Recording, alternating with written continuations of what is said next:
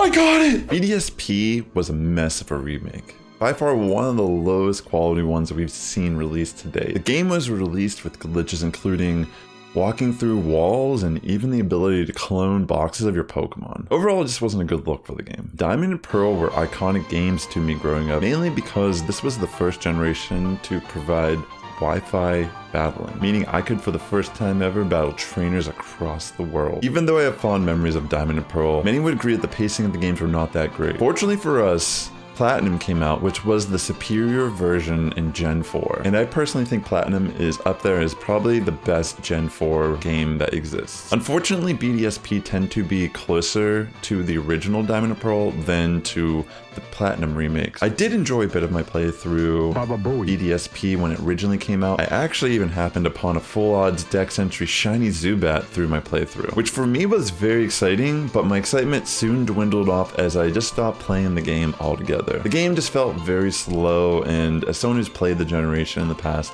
I just wasn't really excited about moving forward. That was until this fateful day I got recommended this video by Papa Jefé. This video single-handedly sparked my interest back in BDSP again. Why? Well, apparently there's a way to understand exactly the way BDSP determines shinies on a retail switch with a non-compromised copy of BDSP and catch them through something called RNG Manipulation.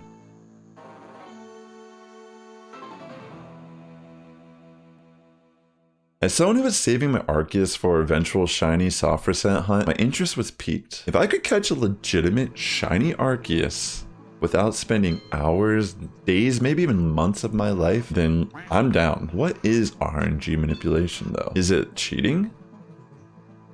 So I'm rather new to RNG manipulation myself, but RNG manipulation has been around the community for over a decade. I get the impression that most of the Pokemon community does not view RNG manipulation as cheating, since these are legitimate Pokemon that are caught within the game without using the assistance of modded or hacked software or manipulated save file data. I think Papa Jefé does a good job of explaining what RNG manipulation is. You may already know about RNG manipulation and feel like it's cheating.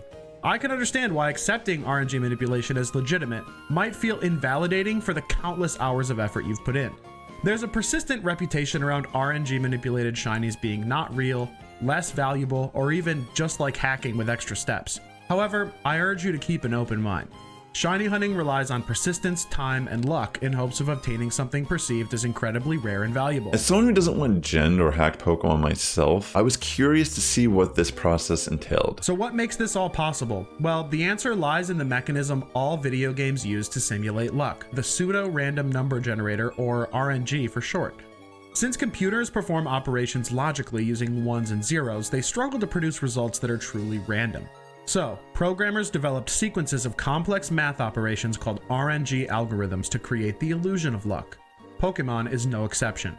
While every game in the series has its own quirks, some level of RNG manipulation is possible using nothing but original hardware, access to a computer, and in some cases a way to view the game's video output via a camera or capture device. So essentially, by understanding the way the game determines RNG and knowing that nothing is entirely random in the games, we can use the assistance of monitoring blinks to get the RNG seed. I'm going to give you a rundown of the process from my personal experience, but I highly recommend Papa Jefé's channel because this is where I discovered the technique originally and also where I learned how to do this. I will have links in the description below. Through this method, we can determine our RNG seed based on monitoring our blinks of our character, and from there we can figure out our frame data and hopefully find ourselves a shiny Pokemon. Obviously, we're going to need the Ozzer Flute, so if you've already claimed your Arceus, then unfortunately you will not be able to hunt the shiny Arceus in this game, but don't fret, you can actually use this technique to hunt for shinies in the Trophy Garden, in Celestial Ruins, or if there's any Ramona's Park legendaries that you haven't caught yet. You will also need a capture card or webcam and a computer. The main reason why you need a capture card or webcam is to use the automation of this program to monitor the blinks of your character. You will also need to download this BDSP RNG kit. I will have links below. One of the main things you need to know in this kit is you will have to install Python, and whenever you're installing Python, you have to make sure that you select the checkbox all paths or this installation will not work properly. There is also an Excel sheet that Papa Jefé has provided for delays and A presses that you will need for these legendary encounters, but you won't need this if you're going for Trophy Garden or unknown spawns. From here, once you have everything kind of set up, you need to go to Spear Pillar. We're going to save here, and from here we need to figure out a way to monitor our blinks accurately. And if you notice, whenever we're standing idle, our character tends to fidget a lot. To prevent our character from doing this, we need to actually open an item that we can't use here, stay on this, and from there, our character will actually stop fidgeting. It's recommended that we activate this zoom feature on the Switch. To do this, we have to go into settings, scroll down to zoom, and just turn it on. And we can activate this inside of the game by hitting the home button twice. And we can adjust the zoom by X and Y. So we do want to zoom in as close as we can to the eye, get a clear picture of the eye. And for every different encounter you do in the game, there's going to be a different setup we need to actually put into the player blink program. So we need to adjust some of these parameters. For one, we need to change our config to Arceus since that is our target. And while adjusting our camera source, I know in Papa Jefé, his was source 0, but for some reason mine happened to be source 3. You might have to tweak this a bit. It might be different for you. But yes, we want to hit preview stop preview to bring up our game in player blink. But we also want to take a snippet of an eye as our reference point. So we're gonna Windows Shift S to take a snippet on Windows, and we're gonna try to get around just the eye. We're gonna select eye from the folder that we saved it at. Once we have the box around the main eye, we should see a smaller box appear, and we want to adjust our parameters until this box looks like it's just seamlessly tracking the eye. This is probably the longest part of the process, is trying to set up our initial monitoring of our eyes. Once we feel comfortable that our parameters are set up and it's tracking, we can now get our initial RNG seed by monitoring 40 blinks with our player blink program. It's important that we make sure that the program is actually tracking the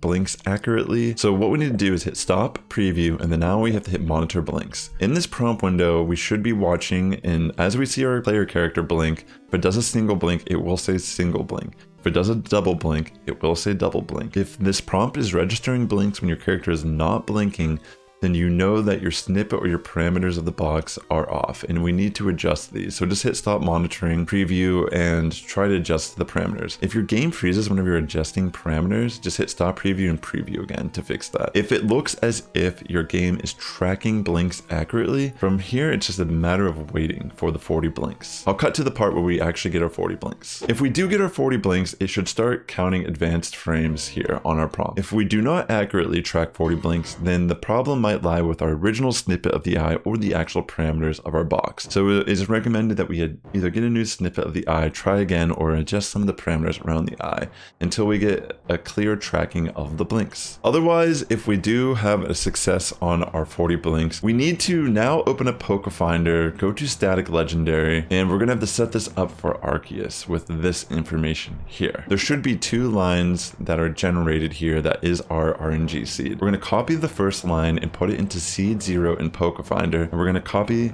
the second line and put into seed 1 of Pokefinder. We're going to adjust the details in the program, and we can actually search for specific IV spreads, nature, or shinies. It all just comes down to how patient we are. So since we don't particularly care about anything aside shiny, we're gonna turn on square and star shiny, and we're gonna hit search. Now we can actually pick a target shiny. As you can see, there's a few here, and they're all represented by a different frame number. Now we're gonna input this number into our Excel sheet, and we're gonna figure out 2 important numbers that will help us determine when we need to press A in this procedure. Also, you can make a copy of this Excel sheet that Papa Jefé made by just saving as to make a copy of this for your personal use. All the delays you need should be in the BDSP folder depending on which legendary or what you're hunting for. This Excel sheet, upon entering your target frame, will produce 2 numbers in green. The first number represents when we have to actually press this timeline button in player blink, which will do a 10-second countdown, and the second green number will actually be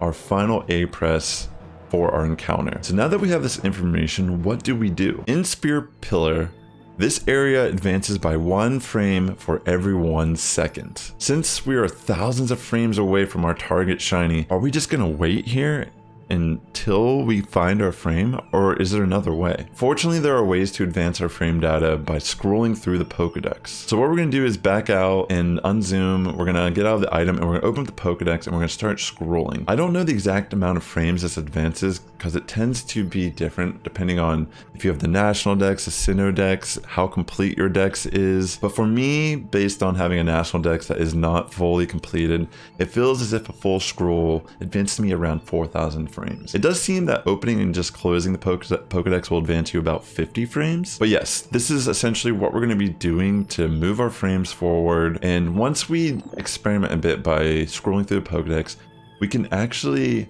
re-identify by doing 7 blinks with our program. And by getting those 7 blinks on top of our initial 40 blinks that we did to get our RNG seed, we can actually re-evaluate where we're at in the frame data. This will take a lot of trial and error. You might overshoot the frame, you might undershoot. It's just a matter of figuring out what your Pokedex is doing for you. So ideally, we want to use a mixture of this technique to get within a couple minutes of our target frame, where we can kind of just sit and wait and set up our encounter. Once we're a few minutes away from our target shiny to start our process, we can actually set up our attempt. So we want to back out of everything and we want to actually use the flute and wait on our final text box that leaves us with 1 A press to start the cutscene for the bridge. We're paying attention to this first green number at this point. Once we reach this number on the advanced frame data, we need to press timeline right as we are hitting 0. And this timeline will actually create a 10-second countdown.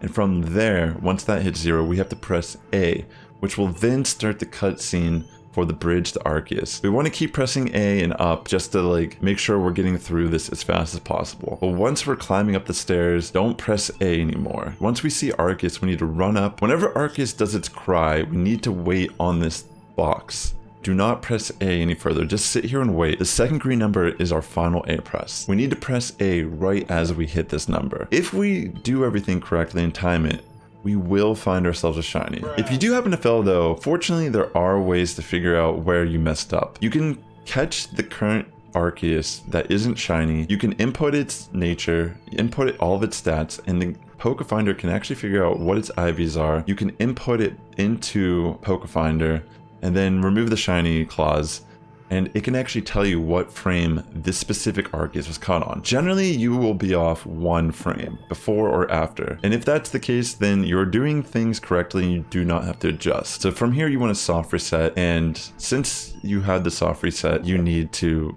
start over the process again by getting 40 blinks. Anytime you leave your game or soft reset, you need to get initial seed again. It is worth mentioning as well that while you're in the room with Arceus, if Arceus happens to blink, it does in fact advance the frame data 1 frame forward. So there is a chance that Arceus blinking could mess up your encounter if it happens to blink right as you're about to press A. Realistically, this is going to take a few attempts unless you get extremely lucky on your first attempt. So now that you get the gist of how you can potentially encounter a shiny, from here, it's just a matter of if you want to specifically hunt a nature, if you were hunting for IVs. I was interested in catching a jolly, timid, modest, or adamant natured Arceus. This took me a few attempts. I think I caught it on my 4th one. All right, ready? 5, 4, 3, 2, 1.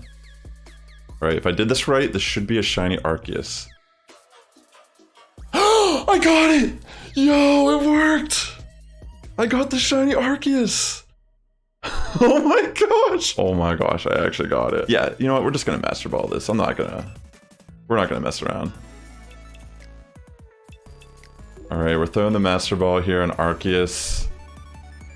And there we go. We just caught our shiny Arceus. But yeah, I was super happy. I ended up catching a timid natured shiny Arceus through this RNG Blink method. And I've been running around with this in Pokemon Legends Arceus, just having a blast with my shiny Arceus. Yeah, I just wanted to share this information because this completely changed playing BDSP. I've been playing this game so much more now, even beyond just the RNG manip.